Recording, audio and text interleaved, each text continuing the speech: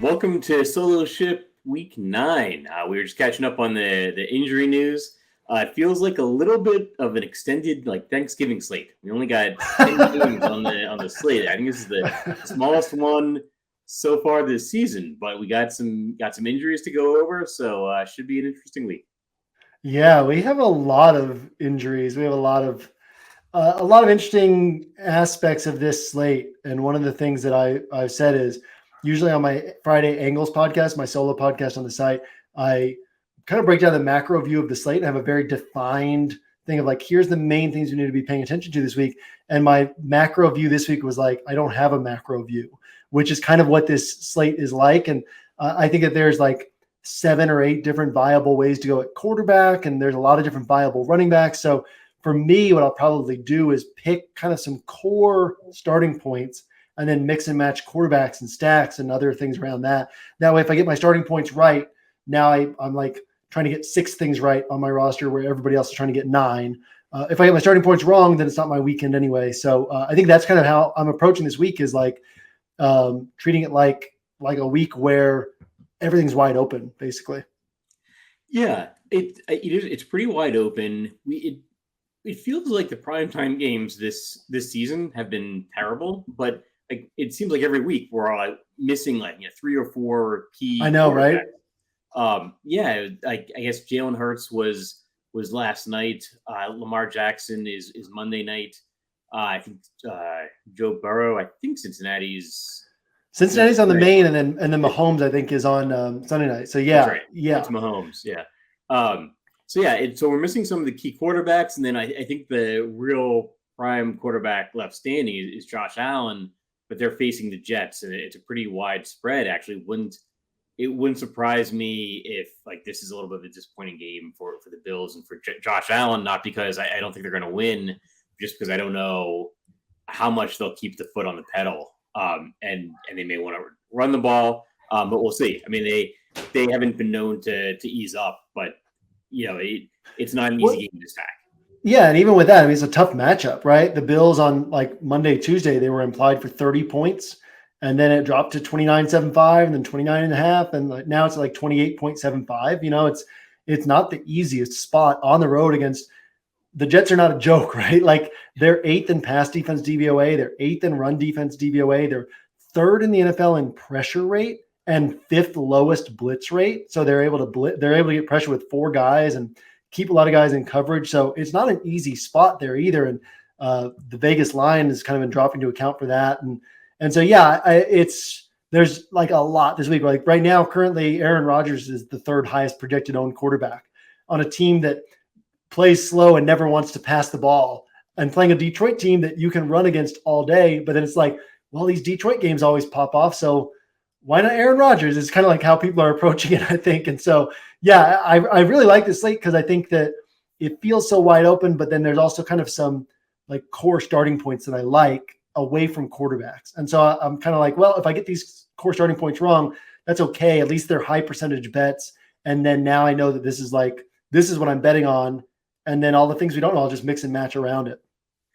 I did just finish writing up Aaron Rodgers as my quarterback for the expert survey and for the RotoGrinders lineup HQ filter. But I will say, I mean, I think he's the 12th highest priced quarterback, I think, on DraftKings. Either FanDuel or DraftKings, he's the 12th highest, I think. And there's only 20 quarterbacks. So he's a value play, and they're facing the worst defense in the league, right? I mean, and he's going to project well. I think when I was originally looking at that game, I was thinking nobody wants to play Rodgers, right? So I was I'm definitely going to have him on a small percentage of my large field builds because people don't want to play him. And he really, even though they want to run the ball, he could throw yards and 4 touchdowns. And then I looked, it was 9.2% projected owned. And I was well, that's less exciting to me than if he were low owned. I like the upside there as just it's a weird guy to see as one of the higher owned, one of the 3 highest projected owned quarterbacks. I mean, and obviously Geno Smith has been popular throughout the season, but currently it's Josh Allen, Geno Smith, and Aaron Rodgers. It's just a weird top. And I think that speaks to how wide open quarterback is this week. It is. And actually, if you think about it, there's only 20 quarterbacks. So the average quarterback ownership is going to be 5%. Like that's not necessarily that low owned like on a regular slate.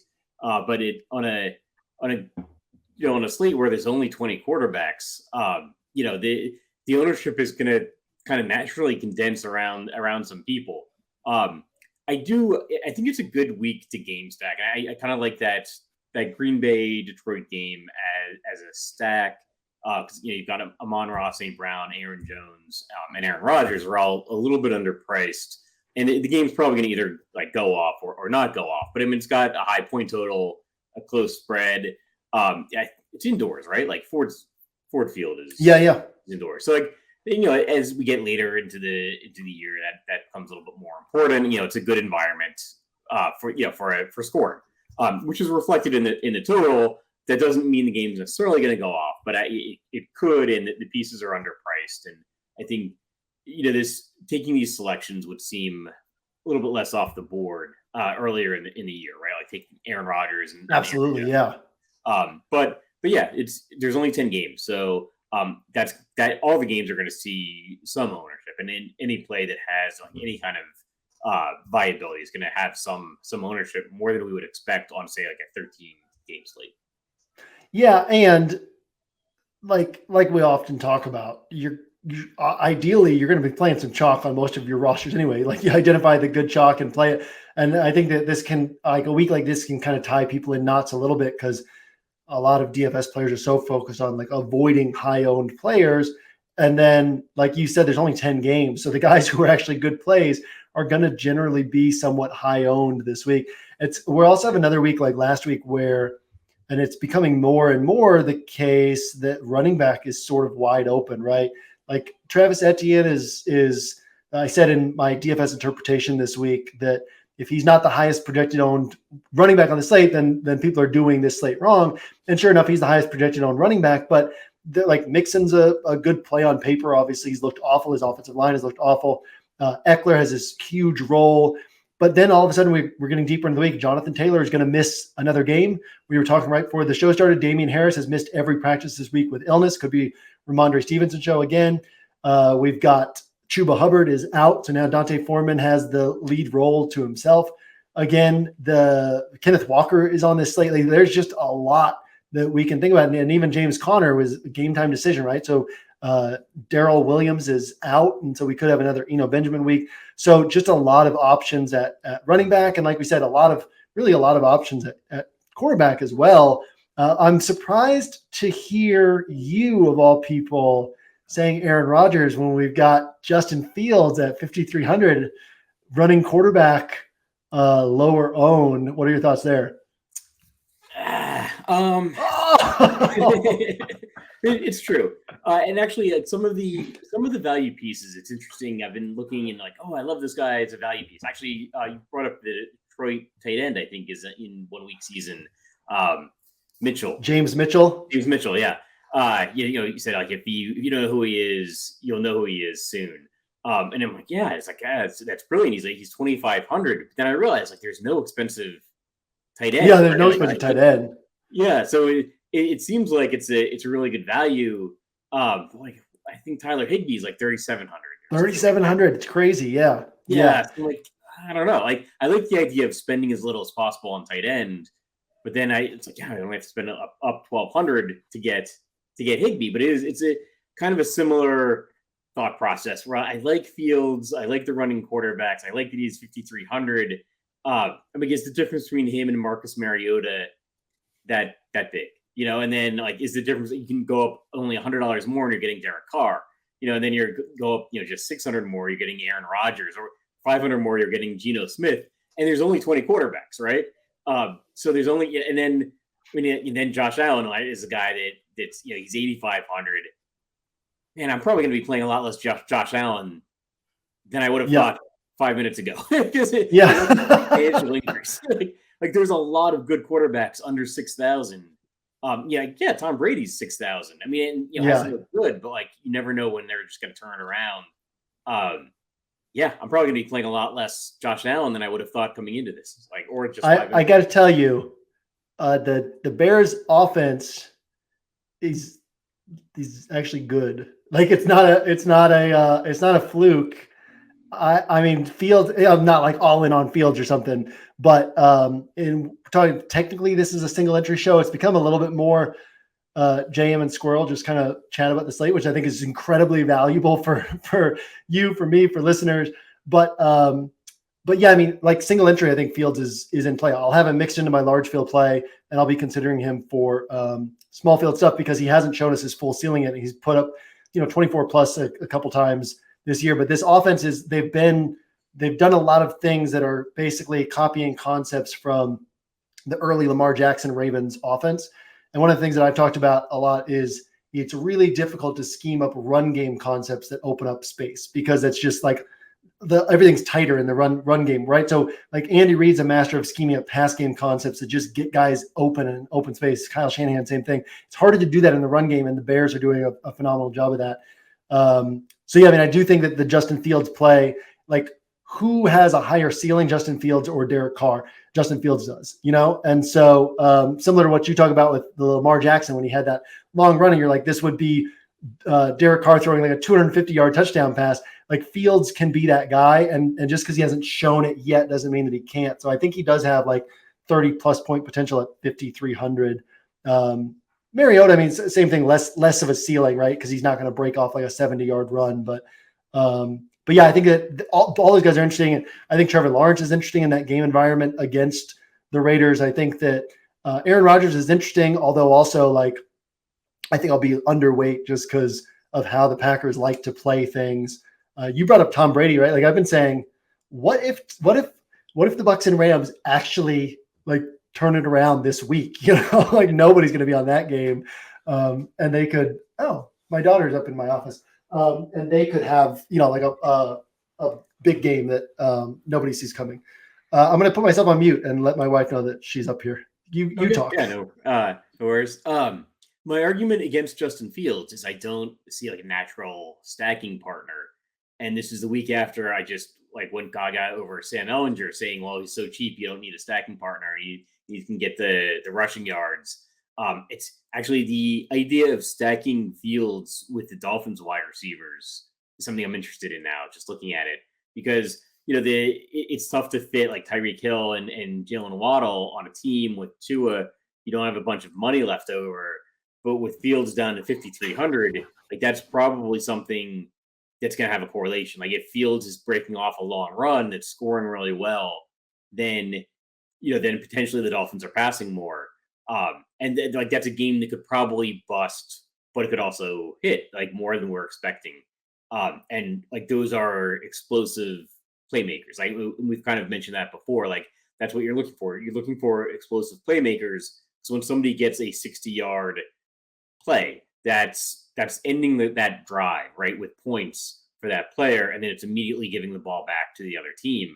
Like that is actually that's something that's growing on me the more we're talking about it, because I think that's going to be a pretty unique situation. Like there's not going to be a lot of people stacking. There's probably not going to be that many people playing Fields at all. I think we've gotten like 3% ownership, and you compare them with some of these wide receivers that everybody wants to get, but they're expensive, and then you're suddenly getting in other pieces that other people can't afford on your roster. Yeah, and I think that this is a great conversation because, which by the way, you did a great job holding your thoughts together while you're watching the screen and I'm doing other stuff. In my podcast with Scott Barrett, once per podcast, he'll like stand up and walk out of screen while I'm talking. And I'm like, I lose focus and I'm like, what? So yeah, the idea of like pairing Fields with Mooney or with Claypool is like mathematically one of the lowest EV ways to play that. But you can pair Fields with Tyreek Hill, and then you're like basically betting on a game environment where the big play, like you said, it turns the flips the ball back over to the other team right away, and we get this back and forth sort of thing. And I think one of the things I've loved about this show is being able to pick up things from you, and then hopefully, I've said things that have helped your play, but like the way you've talked about the running quarterbacks, it's like, it's obvious, right? We know it, but just some of the things you've said have triggered thoughts where it's like, no, but really though, that is so valuable. And then, like you were saying, the thing about the explosive pieces, how we've talked about that, of like players who can score from anywhere in the field are players who create explosive game environments. And so Yeah, I mean, and really, like, Fields has had a tough road the last couple of weeks. He played at New England, which every quarterback says is one of the toughest places to play. And then he played at Dallas, which is one of the top 3 defenses. And he's put up big games in those. And now he's playing, it's at home, and he's against Miami, who's like kind of a middling defense. Obviously, they picked up Bradley Chubb. But yeah, and again, range of outcomes, Fields could completely bust here. But the ceiling is way higher than 3% owned would indicate. And he creates these unique roster constructions where, like, can like all these cheaper quarterbacks, right? Can he outscore all of them? Yeah, he can. And you don't even need a pairing with him. And you can pair him with Hill or Waddle. And it's like, it plays off this game environment. Yeah, it's some fun stuff we can play around with this week. All right. So I've got an analogy, though, or a question. If Fields and Tyreek Hill is appealing, why not go a similar route, similar prices, Marcus Mariota and Austin Eckler? Like, that's another kind of similar stack, right? Of different teams. Like, people aren't going to be stacking the quarterback and necessarily the opposing running back, but Eckler is kind of not a running back. I think that game's indoors, got like a similar total, and Mariota is the same exact price as Fields, and probably going to throw the ball about as many times. Yeah, I've definitely built some practice rosters this week that are Mariota, Eckler, Josh Palmer. Because we're probably missing Keenan Allen. We're definitely missing Mike Williams. I was pretty excited about Donald Parham, who was back from his concussion, and the Chargers love Parham. He's kind of a raw tight end, but super athletic. And I was like, man, they don't have wide receivers, right? They've got DeAndre Carter and Josh Palmer. They're going to go a bunch of 2 tight end sets. Nobody's going to see that coming. Parham's going to have a big game. Then Parham picked up a hamstring injury yesterday. Looks like he's going to miss. And so it's like, this offense that's usually really spread out and that usually have to spend $7K for their wide receivers. Well, now you get Palmer, who saw 12 targets his last game with Mike Williams on the field, probably gets 10 plus targets, 5,100 against one of the worst pass defenses in football. And Herbert, because the price tag on Palmer is 5,100, like, Palmer can go for 25 points. Eckler can go for 35 points. It doesn't mean that Herbert's going for 35 at a high price tag, right? So you can actually say, like, Herbert could get 24, 25. Palmer could hit. Eckler could hit. Mariota could get 25 at a much cheaper price tag. I think that's a fun way to play things as well. And so, yeah, I mean, I think that the Aaron Rodgers one is sharp. I want to go back to that one again just because of the way we started here. Like, I think that one's sharp as well. But I think that there's so many different sharp ways this week to go at quarterback that I'm like, oh yeah, I'll have some of that. But I'm not going to be able to match the field because there's so many other places I want to go at quarterback this week. And like I said, I'm going to kind of end up like, okay, here's some of my core bets that are on most of my rosters. And then I'll mix and match these quarterback pieces around. But like on my single entry, whether I have one roster or like 3 or 4 single entry rosters, I'm much likelier to have Fields or Mariota than I am to have Rodgers on that type of build. Because when I take everything into account, the upside, the ownership, I think those guys are more powerful this week.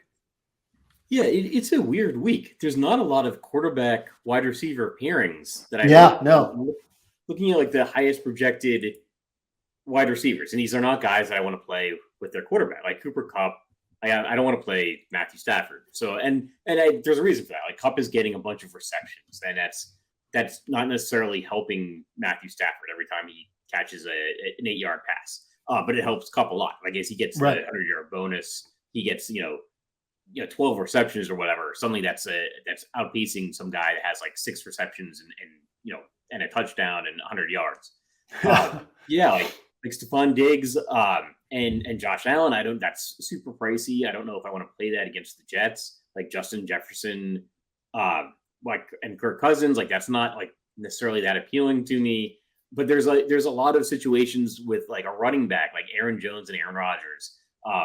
I like, the idea of Eckler and pairing him with Mariota and maybe Gerald Everett. Like, that's a tight end that, like, suddenly Everett's got to be in play because I think we've got him as the second highest raw points projected tight end. Like, yeah, who's left standing in with the Chargers? And that's going to be a game that I think can put up some points. So it's going to be a weird week of where I'm not necessarily stacking quarterbacks with the natural wide receiver. I'm trying to afford some of those more expensive wide receivers by getting value at quarterback, pairing it with somebody else in that game that's not necessarily the primary receiver for that quarterback. Yeah. want to play Tyreek Hill. I want to play Devontae Adams, but I'm not like going out of my way to play any of their quarterbacks with them. And so it opens up some really unique ways that we can approach the slate. Like you said, we can pair the running backs with them, or there's these guys like Eckler or Palmer who their roles and their price points don't match up with their quarterback's price point. So Herbert is overpriced. Not to say that he can't hit, but Herbert's overpriced and these guys are underpriced. Herbert's missing weapons and still priced where he normally is. These guys have a bigger role and are still priced where they normally are in a great matchup. And it opens up so many like fun, unique ways to play this slate that I think people who just kind of follow the rules are like, oh, I'm supposed to do this, this, and this. It's a harder slate for them. Whereas to me, Hilo in one of his write-ups said something about this ugly slate. And I was like, oh, really? Is it an ugly slate? And I had to like zoom out and be like, I guess it kind of is. But I'd like was 60 practice builds in by that point. And I had not once processed it as an ugly slate because I was just like, ooh, this is fun. I can do this. This is fun. I can do this. And it's all things that's just unique ways to put together this slate that I think a lot of people will be missing. And realistically for me, like I'm going to have like 3 to 5 kind of core bets. Like one of my bets is Chargers. Like I'll have Chargers pieces on all my builds or almost all my builds. And, on my main build or my handful of single entry rosters, I'll have Eckler or Palmer or Everett or like maybe 2 of those guys. And so if I'm wrong there, if I'm wrong on a couple of my other core builds, then there's my weekend. But if I'm right on my core builds, like I feel like I've got a great edge because there's all these different ways to mix and match pieces around those core pieces that people just kind of won't see or won't understand that it is, people ask, like they'll be like, well, can I play Fields without a stacking partner? Whereas we can just sit here and kind of break it down quickly and be like, oh yeah, that makes sense. And then move forward with it. And I think a lot of people will get hung up on like, does this make sense? Or they play Mariota with Chargers pieces and they're like, wait, is this okay to do? Does this make sense? And I just really like this week a lot. I like it. I prefer this week to the kind of week where we have one outlier game that's got a really high point total and it just becomes a binary decision. Are you going to stack that game or not? Actually, I like the idea. A Coors Field slate, basically. yeah, exactly. Yeah, it's a Coors Field. Yeah, it's a great term for it. It's an NFL Coors Field slate, right? I got to make this decision. Am I going to stack Bills, Chiefs or not? And I like this kind of game setup more. I like 10 games. It's just easier to go through. Oh, so much, yeah. Like 13 games. But there is actually, I think, a mathematical thing. And I say this, I've seen this written somewhere. And I think we've had it on RotoGrinders, the kind of like Slate IQ, where the less games there are, the more stacking actually becomes important. So like on a Thanksgiving slate, you actually want to be stacking up way more than you would. Like on a traditional slate, you might have, your quarterback and pair him with one wide receiver, at least one, opponent pass catcher or whatever. But on like the Thanksgiving slate, like you want to be pairing your quarterback with like 2 receivers and 2 guys from the, pass catchers from the other team. Just because games can either, rise or fall together, right? Like you have this correlation between opposing players you don't necessarily see in like baseball.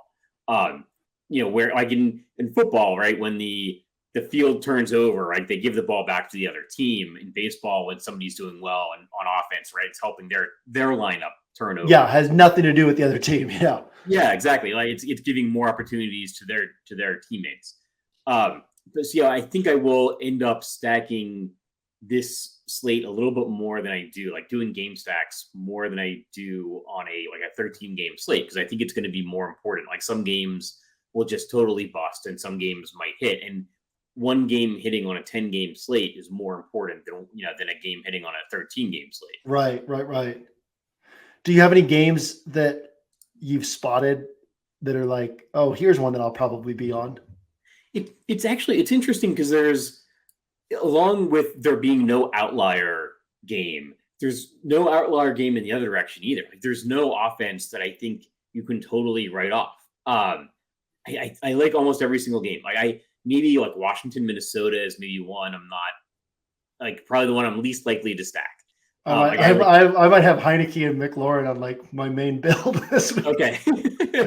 Well, I like Justin Jefferson. Like you can always play Justin Jefferson. Actually, like JD McKissick is out. I just saw that right before we came on, and that might actually open up like the running backs a little bit, maybe even into yeah. Because that's a handful of receptions that is probably going to go to one of the other running backs, and like they've been using Gibson and Robinson a lot anyway. I have no idea what Antonio Gibson is priced at. But now you're selling It's me like on that. 5,300 or something. And it's a weird one because I'm trying to balance, like he still only has like a 40% of the snaps roll, right? Maybe 50% of the snaps roll. And then there's all these running backs with like 70+% of the snap rolls this week with the way things have opened up. And then yet people won't play him and he'll catch some passes. He has big play upside. Yeah, I think he's a very interesting one. And what I like about McLaurin and Heineke is just that nobody plays them. This over-under is 43.5. So it chases all the optimizers away. It chases all of the projection systems away. But if this game hits, it hits for like a 35-31 game. Like that's within the range of outcomes. We've seen a lot of Heineke Washington games that have been games like that. We've seen a lot of Minnesota games that have been games like that.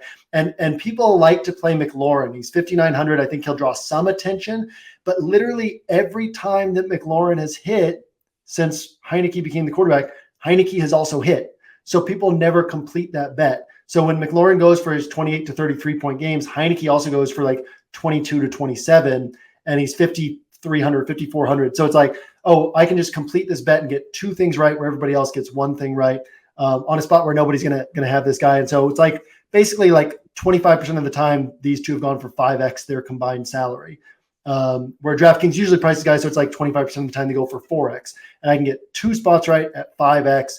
So that's one that I'll definitely have this week. Maybe not on my main build, but I've definitely messed around with it. And I love the fact that the game is ugly, that people are like, probably not this game, and I'm like, yeah, but if it hits, like it's interesting. And that speaks to the slate. Like you sit there and you're like, oh, 10 games, and I probably have interest in all of them, except maybe this one. And I'm like, yep, and I have interest in that one.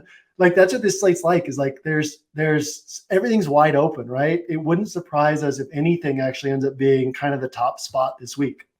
Yeah, I remember a few weeks ago, I think Geno Smith was chalk, and it was Heineke's first start. And I was saying, using Heineke as an example, like Geno Smith might just be like glorified like Taylor Heineke, right? Nobody's going to play Heineke. I know maybe instead of using that as an argument to fade Geno Smith, I should have been using it as an argument to play Taylor Heineke. He adds a little bit of rushing. He's probably going to key on McLaurin, like whereas like I think like Curtis Samuel is getting a little bit more with Carson Wentz, like a little bit more looks with Carson Wentz. All right, how about Indianapolis and New England? Right, that's got to be a game you hate. Right? There you go. Yeah. And even with that, you're like, the Patriots are so hard-headed about playing man coverage. They're like, I don't understand it. and they gave up huge rushing yards to Lamar Jackson. And he talked after the game about them playing a lot of man coverage. And they were like, were you surprised by that? And he was like, no, like that's what we knew they would do. And then Justin Fields got huge rushing yards. So I'm like, well, what if Sam Ehlinger goes out? And I'm not going to have much, if any, Sam Ehlinger, but it's still in the back of my mind. I'm like, he could get a bunch of rushing yards in this spot. Ramondre Stevenson, if Damian Harris is out, becomes super interesting. But yeah, that's probably the game out of all the games. It's like, I can mostly cross this one off my list. Actually, I'm mostly crossing Bills and Jets off my list. And I expect the Bills to be one of the highest scoring offenses on the slate, but given the price tags, right? Like Allen, Diggs. And what I was saying with Pete Overzet when we were talking earlier today is, like, if Diggs scores 28 points, I'm not going to be surprised. I'm not going to be like, oh my God, how did he do that? Like Diggs can do that against anyone. But if he scores 16, I won't be surprised. And I will be shocked if he scores like 38 or 40 points. If he scores something where I'm like, God, I can't win without him, And I think that Allen's going to put up a solid game, maybe even a really good game. I think Diggs, same thing. But can they break me for not playing them? No. And there's not a lot of value on the slate. So that's kind of one game where I'm like, okay, probably not this game, probably not Patriots and Colts. And then that still leaves 8 games that are pretty wide open. Yeah, I will say that Patriots Colts, I might end up having interest in both running backs, because if Deion Jackson, yeah, exactly, yeah, it's just a really interesting slate, yeah. But with, I guess, like I said, I think I'm really interested in game stacks this week, and I probably won't be playing a whole lot of Bills without a Garrett Wilson. Like, I think he's the one guy on the Jets that could cause the Bills to keep pushing it. So like, I mean, I can see it, like if Garrett Wilson gets a long touchdown and that's a possibility, then suddenly at his price tag, he's paying off. And then suddenly that's pushing the Bills a little bit more. But I think, it's an excuse kind of not to play that much of like, Josh Allen, Diggs stack is because they're so expensive. They would need somebody pushing them to pay off their salaries in a way that, say like the Marcus Mariota, Justin Fields teams we're talking about, like they don't need to be pushed to score 40 points to pay off their salaries. Yeah, exactly. Yeah. I love this conversation. I love this conversation every week, but I think this week in particular, because it is such a unique slate that I think we're both kind of gaining some thoughts here of like, okay, here's some interesting ways to attack this slate this week. Yeah. Is anything at defense, like I think it's going to be one of the most spread out like defense weeks. It's not something we usually hit on. I think we hit on it once when like Cincinnati was in the 40% owned. Right. I think it's going to be totally spread out. And there's no offense that is necessarily going to go berserk. I don't think there's any team that's going to be totally shut down. I think like the Jets and maybe the Patriots defense might be my favorite one this week. Just because like if Sam Ellinger can't get anything going on the road, right? I haven't spent much time digging into or playing around with the Patriots yet. So on my practice builds throughout the week, a lot of what I'm doing is like trying to get a sense of how everything fits together. And so I'll have like one defense that's sort of plugged in there just so I can get a sense of where everything is. And so that one defense for me has been the Jets. And again, it's not like, I think the Jets are going to smash, but the Packers put up 6 points against the Bills. Somebody else put up 5 points against the Bills. The Rams put up 9 points against the Bills. The Dolphins put up 9 points against the defense, special teams points. And the Jets are a better defense than every single one of those. They're playing at home, right? And so I've seen kind of ownership on like Panthers against the Bengals, but the Panthers have 12 sacks all year. They're playing on the road against the Bengals. Seahawks on the road against Kyler Murray because they're 2,500. And I'm like, well, if you guys are going to spend the extra salary there, I'll just stick with the Jets at home. Not that I ever want to pick on Josh Allen, but it's just like, this is a top 8 defense playing at home at $2K in salary. And then, you go up and it's like, okay, maybe the Bucks, maybe the Patriots, maybe some of these others. But in the same way that we're like, well, any game is viable, it kind of makes no defense really jump out, I think. And it's going to be down to like either no defense scores a touchdown this week and just getting the defense that scores like 6 to 8 points cheaply is all you need. Or it's like finding the random defense that scores a touchdown, which is such a crapshoot that, I might not even try to hunt too hard for that.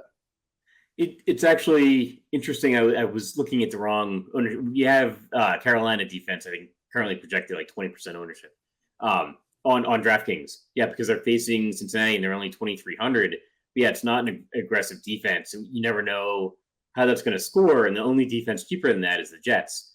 And there's actually a strong argument for playing the Jets defense, right? Because they're going to be like minuscule ownership facing the Bills, and defensive scoring is so random. I mean, you just need somebody to pick up a fumble and fall into the end zone or kickoff return punt. I mean, if the Bills are scoring, it's gonna be more kickoffs, right? for the Jets potentially to run one back. Yeah, and they're going to be $300 cheaper than the chalk defense.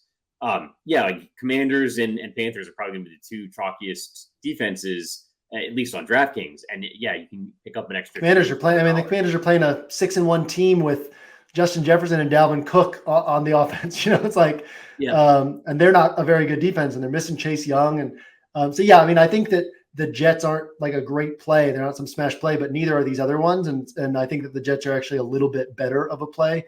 So if I'm not going up to find a defense to like really try to get some points with, I've had a lot of practice builds where I have the salary to play the Seahawks or the Commanders or the Panthers. And I've just been like, you know what? I would actually prefer to stick with the Jets and see if I can spend the salary somewhere else, or even just leave like 300 or 400 on the table on those rosters.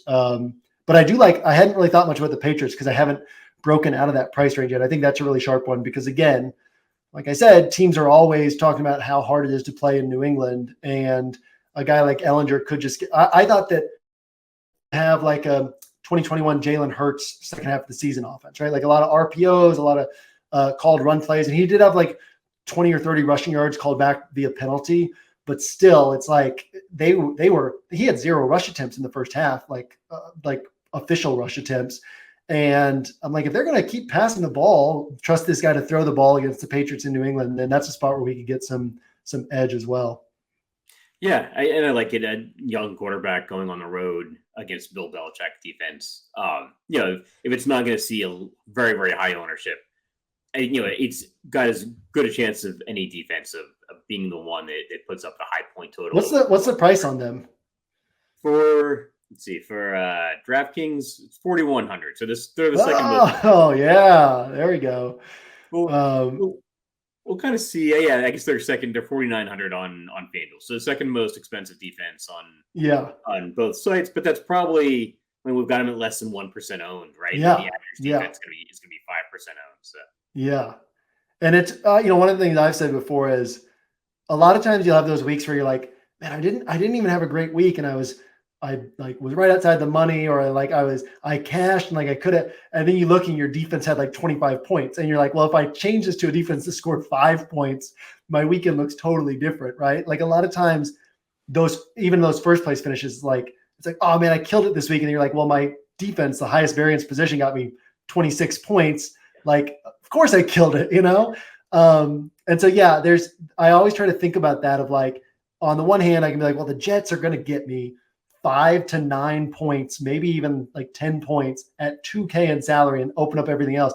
But if some defense scores 26, I'm still buried by not having that defense. And if they're 1% owned, then that's you get so much value out of that, because it's similar to when Tyquan Thornton scored 20 points at 3K in salary and 0.29% ownership. You just jump past everybody with those points. You could do that with the Patriots defense or any of these defenses that can actually put up 20 plus. So yeah, I really like that. Pay up to be contrarian, get one of these good defenses. And if I'm not doing that, then I'm going to be down at the bottom. Yeah. All right. Well, my wife's running the vacuum cleaner, so might be time to wrap it up. Any final thoughts on the week? No, apparently Evelyn got her first cameo on a podcast, so good for her. And yeah, fun as always to hang out. I think this is a super productive. Hopefully, you guys watching this and listening to this enjoy it. But even if you don't, it's super productive and valuable for me. So love hanging out with you every week. Excited to be back next week. Yeah, should be a good week. Good luck to everybody, and yeah, leave some comments on the show. Let us know anything you'd like, any questions, anything you'd like us to answer. And have a good week. Good luck, everybody.